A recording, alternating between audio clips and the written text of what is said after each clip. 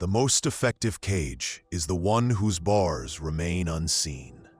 True power operates not through violence, but through the colonization of possibility itself. Michel Foucault. You think you control your existence. You believe your choices are your own, forged in the furnace of free will. A profound delusion. Power no longer chains the body.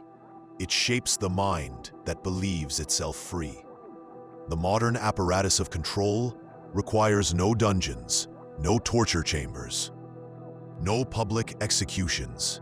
It needs only your unexamined compliance, your willing participation in your own subjugation. The greatest triumph of contemporary domination is not that it crushes resistance, but that it eliminates the very conception of resistance itself.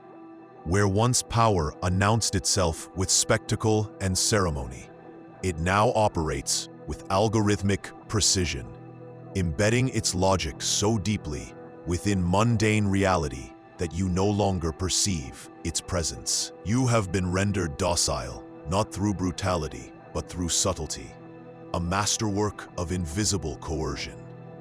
Discipline forms the invisible architecture of modern existence. Every institution you trust, schools, hospitals, workplaces, media, serves as a node in this vast network of behavioral modification. These are not places of education or healing, but laboratories of normalization. They do not serve you, they format you. The child who sits in ordered rows, the patient who submits to classification, the employee who internalizes productivity metrics, all participate in their own domestication. The system does not need to break you. It has already taught you to break yourself. It has inscribed its commands into your reflexes, your desires, your conception of possibility itself. You obey not because you must, but because you cannot conceive of alternatives. The true genius of modern control is that it has made obedience feel like agency. Your education was not a gift, but a systematic narrowing of perception. You were not taught to think, but to reproduce. Not to question, but to answer. Not to create, but to follow. The classroom arranged in forward-facing rows, the bell signaling transitions, the hierarchical grading system. These were not arbitrary choices, but calculated technologies of subjugation. You learned to gauge your worth through external validation, to measure success by conformity to predetermined standards, to internalize authority so completely that its voice became indistinguishable from your own. What you call knowledge is merely the residue of this elaborate conditioning, fragments of approved information arranged in patterns designed to maintain the existing order. Genuine thought remains a revolutionary act precisely because it threatens to expose this machinery of mental confinement. Power's most insidious strategy is its disappearance from view. When control masquerades as choice, subjugation as freedom, conformity as virtue, the dominated willingly defend their domination. You monitor yourself with greater efficiency than any external authority could achieve. The panopticon now resides within. You have become both prisoner and guard, occupied territory and occupying force. Your self-censorship, your anxiety about deviating from the norm, your fear of exclusion, these are the mechanisms through which power perfects its hold without appearing to hold at all. You believe you speak freely, yet you carefully avoid topics that might damage your reputation. You believe you act autonomously, yet your actions rarely disrupt established patterns. You believe you think independently, yet your thoughts remain safely within acceptable boundaries. This is not coincidence, but conditioning. Normality serves as power's most effective weapon. What you consider natural, inevitable, or simply the way things are, represents the triumph of an ideology so complete it has erased all evidence of its construction. The standard against which you measure yourself and others was not derived from natural law, but fabricated to serve specific interests. To be normal means to be predictable, manageable, useful to the established order. Those who cannot or will not conform become problems to be solved, deviations to be corrected, threats to be neutralized. Difference becomes pathology, resistance becomes disorder, questioning becomes deficiency. The language of diagnosis, of improvement, of adjustment. These seemingly benevolent frameworks disguise the violent imposition of homogeneity. You fear abnormality, not because it is inherently threatening, but because you have been taught to fear it. Your aversion to difference is not natural, but cultivated. The medical establishment does not simply heal bodies, it defines which bodies require healing. The psychological profession does not merely treat minds, it establishes which minds are considered healthy. These are not neutral determinations, but exercises of normative power. When you submit to their authority, without question, you surrender more than your physical autonomy. You concede the right to define your own boundaries, to interpret your own experience, to determine what constitutes well-being for yourself. The white coat, the clinical language, the sterile environment, these trappings of scientific objectivity obscure the fundamentally political nature of determining which states of being are acceptable and which must be corrected. Medicine does not stand outside power. It functions as one of power's most effective instruments. Your work does not simply compensate you, it colonizes you. The modern workplace extends its domain far beyond designated hours and physical locations. It infiltrates your identity, restructures your time, reconfigures your relationships, reprograms your priorities. The demand for constant availability, the blurring of boundaries between professional and personal life, the expectation of emotional investment in organizational goals.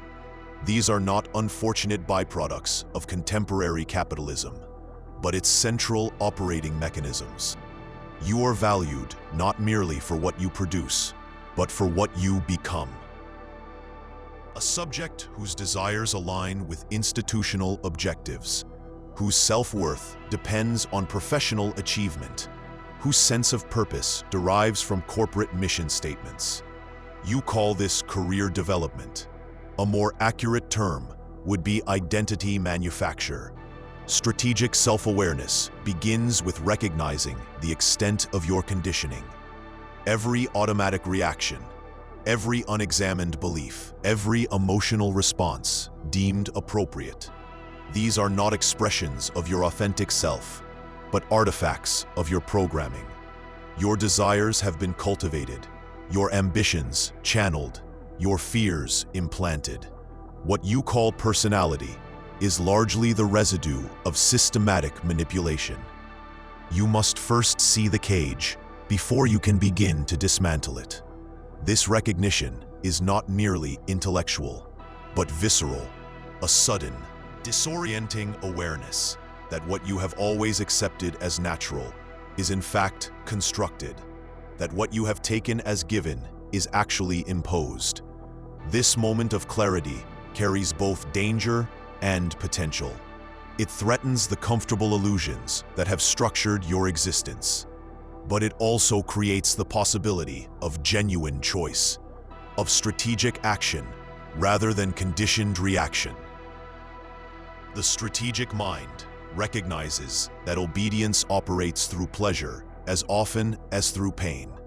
You comply not merely because you fear punishment, but because you have been trained to derive satisfaction from your own docility. The praise for fitting in, the rewards for team playing, the validation for knowing your place. These positive reinforcements create dependence more binding than any threat. You have been conditioned to experience anxiety when deviating from expected patterns, to feel shame when questioning authority, to seek approval from the very forces that constrain you. Liberation requires dismantling these emotional mechanisms, recalibrating your responses, learning to find satisfaction in autonomy rather than approval. This process is neither quick nor comfortable. It demands sustained attention to your own reactions, ruthless analysis of your dependencies, and deliberate cultivation of alternative sources of meaning. Your language has been weaponized against you. The very terms you use to articulate dissatisfaction are provided by the system you wish to critique. The vocabulary of self-improvement, of personal responsibility, of individual choice. These linguistic frameworks direct attention away from structural conditions and toward isolated adaptation. You are taught to see systemic failures as personal shortcomings, to interpret collective problems as individual challenges, to pursue private solutions to public issues. This linguistic containment prevents the formation of dangerous solidarities, channels discontent into harmless paths, transforms potential rebellion into productive self-criticism.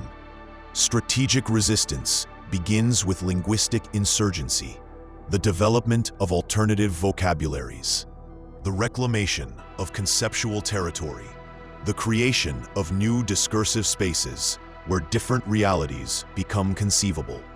Liberation requires more than intellectual recognition. It demands deliberate recalibration of instinct itself. You must learn to find comfort in discomfort, to derive strength from exclusion, to maintain resolve in the face of isolation. The system will attempt to recapture you through guilt, through ridicule, through the withdrawal of the validation you have been trained to crave. Anticipate these tactics. Prepare for the psychological warfare that follows any genuine act of self-determination. When you refuse to participate in expected rituals, when you decline to reproduce conventional narratives, when you withhold consent from established procedures, you will be met not with direct opposition, but with concerned rehabilitation. The system does not fear your anger. It fears your indifference. It can absorb your critique more easily than your disengagement. True rebellion lies not in dramatic confrontation, but in strategic withdrawal from mechanisms of control. Your attention has been commodified, your focus fragmented, your cognitive capacity deliberately diminished.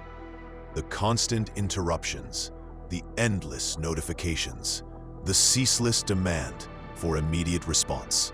These are not unfortunate byproducts of technology, but calculated strategies of mental colonization.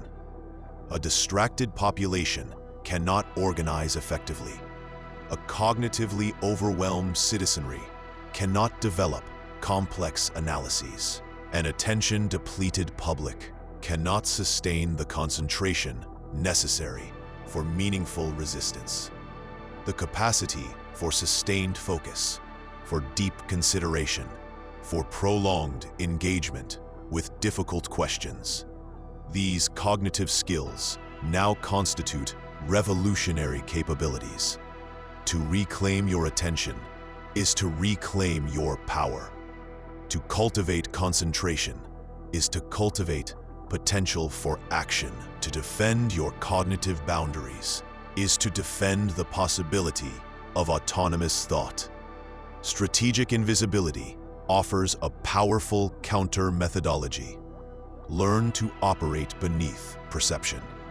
The most effective forms of resistance do not announce themselves as such.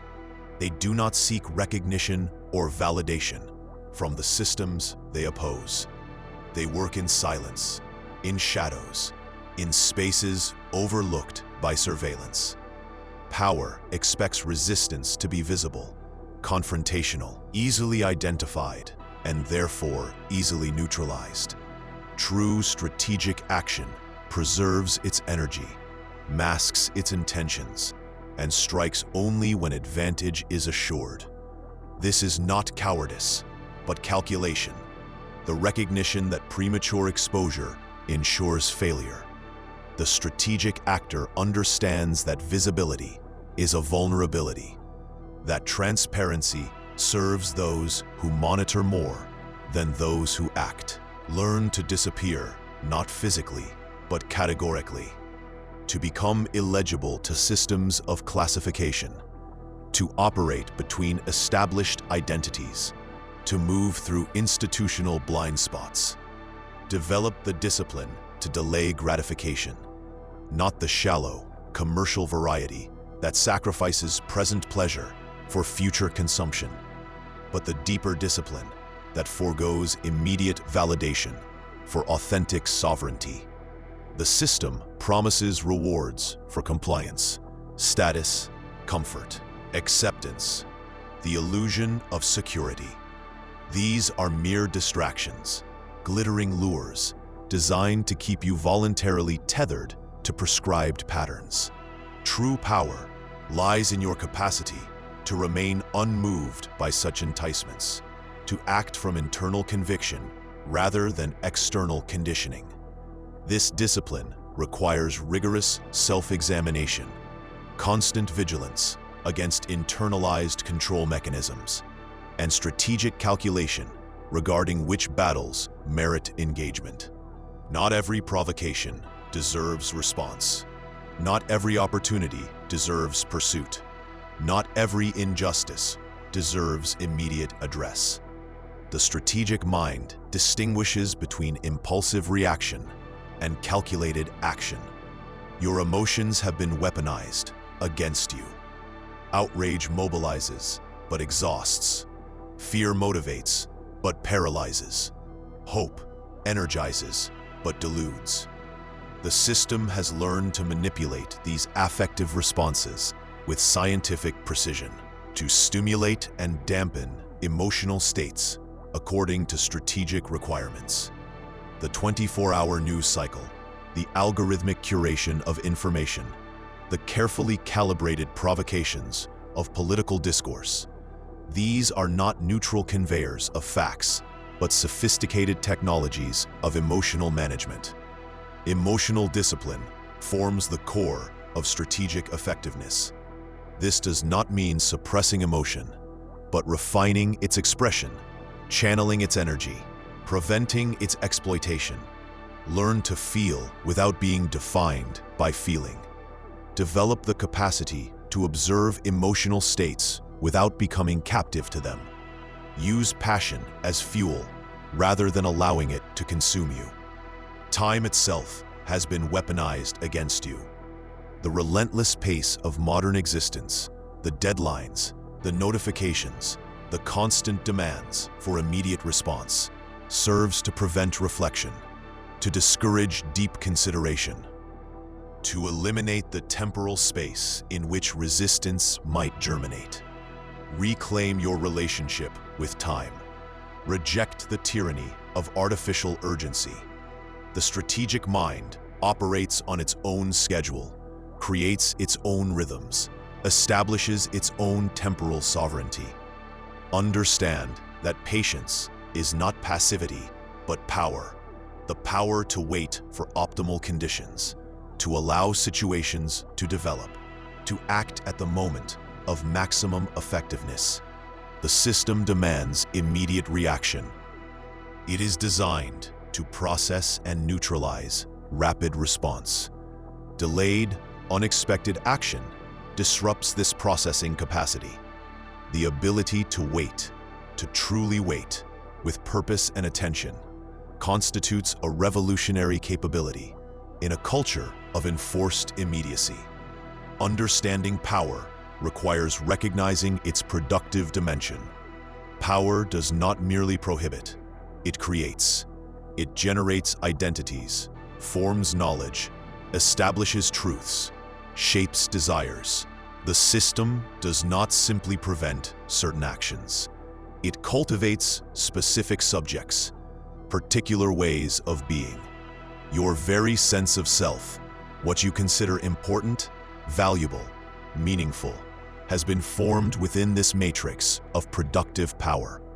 Liberation begins with the willingness to become strange, even to yourself, to question not just external constraints, but internal certainties, to recognize that what feels most natural may be most thoroughly constructed. This recognition does not lead to nihilistic despair, but to strategic possibility. The understanding that if identities can be made, they can be unmade and remade. If desires can be cultivated, they can be recultivated. If meanings can be established, they can be reestablished.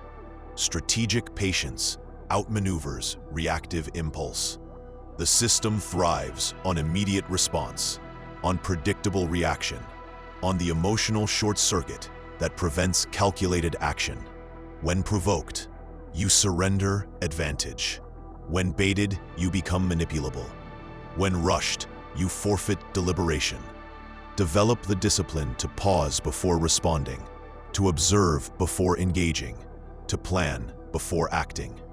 The momentary satisfaction of immediate reaction pales compared to the effectiveness of timed, strategic movement. This patience is not passive, but intensely active, a state of heightened attention, of continuous assessment, of readiness without impulsivity. It requires suppressing the ego's demand for immediate vindication, the emotions' push for instant expression, the intellect's rush to premature conclusion.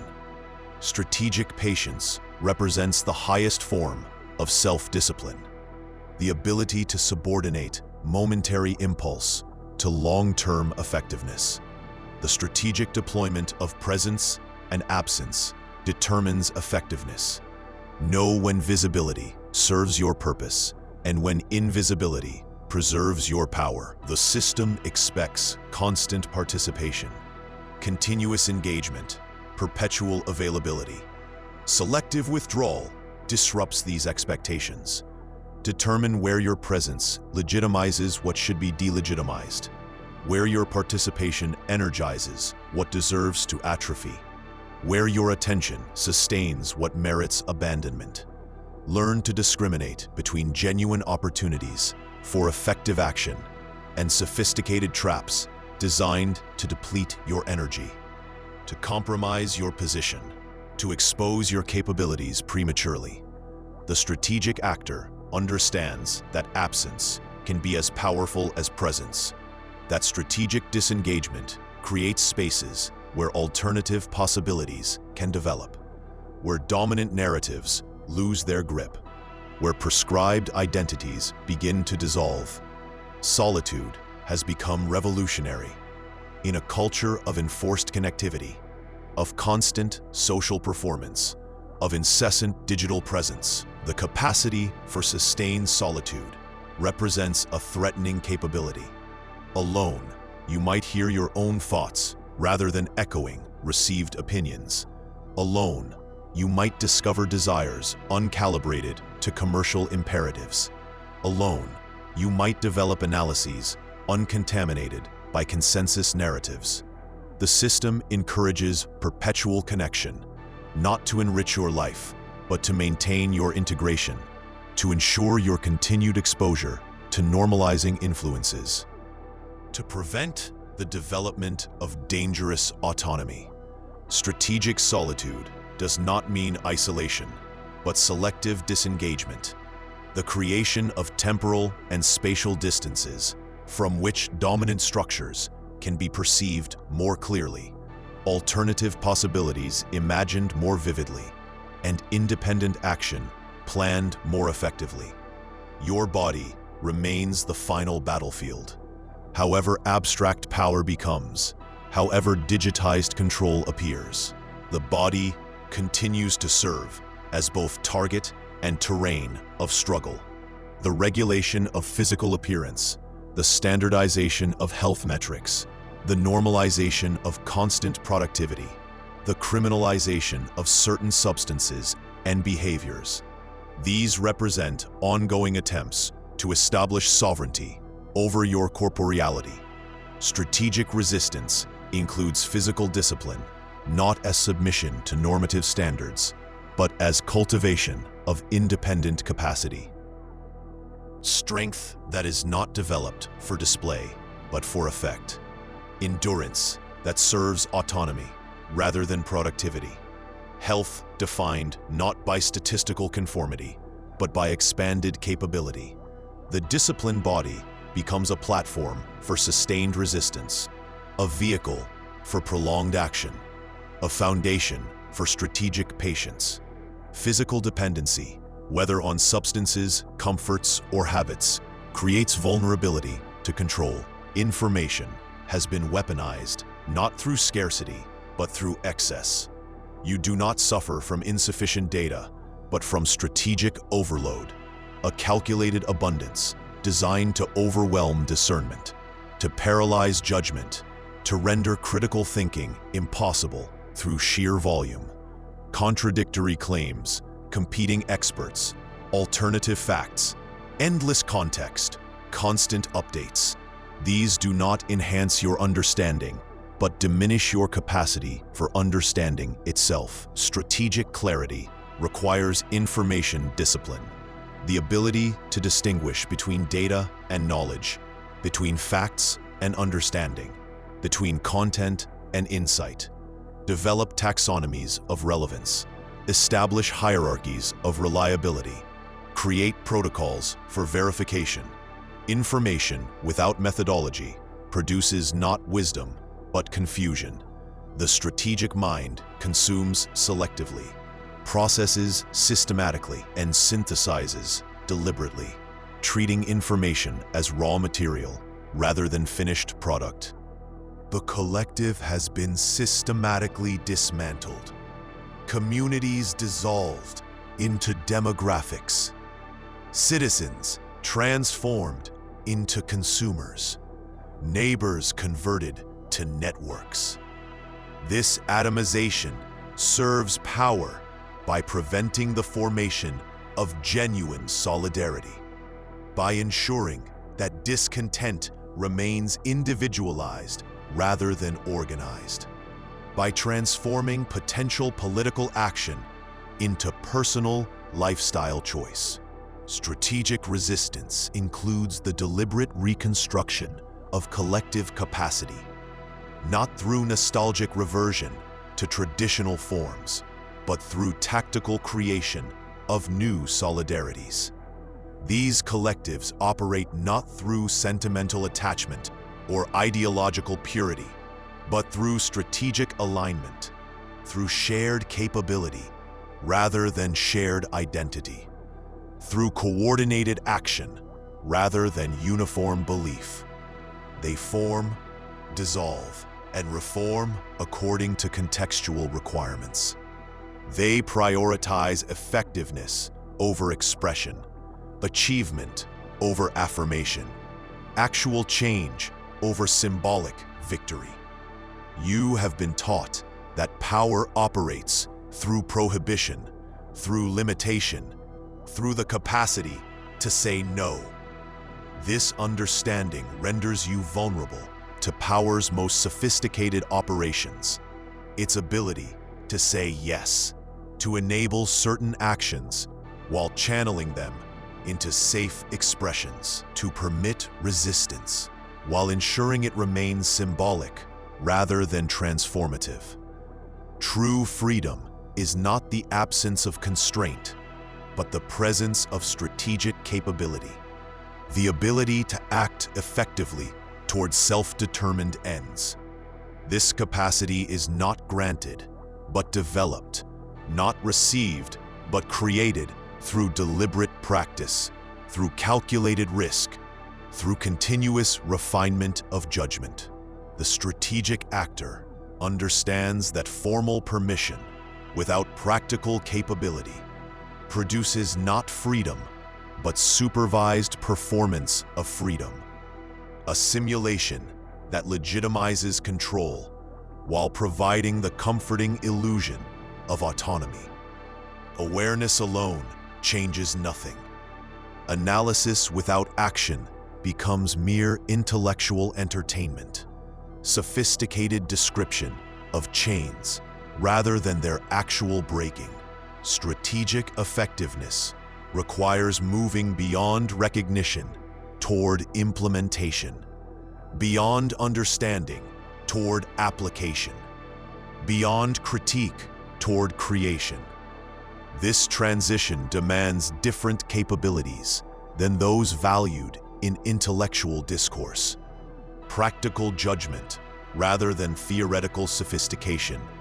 Contextual adaptation rather than universal principles. Effective execution rather than elegant articulation. The strategic actor respects analysis but refuses to substitute it for achievement. Values insight but prioritizes impact. Knowledge becomes meaningful only when transformed into capability, when it enables action that would otherwise be impossible, when it expands the field of the possible rather than merely describing its current boundaries.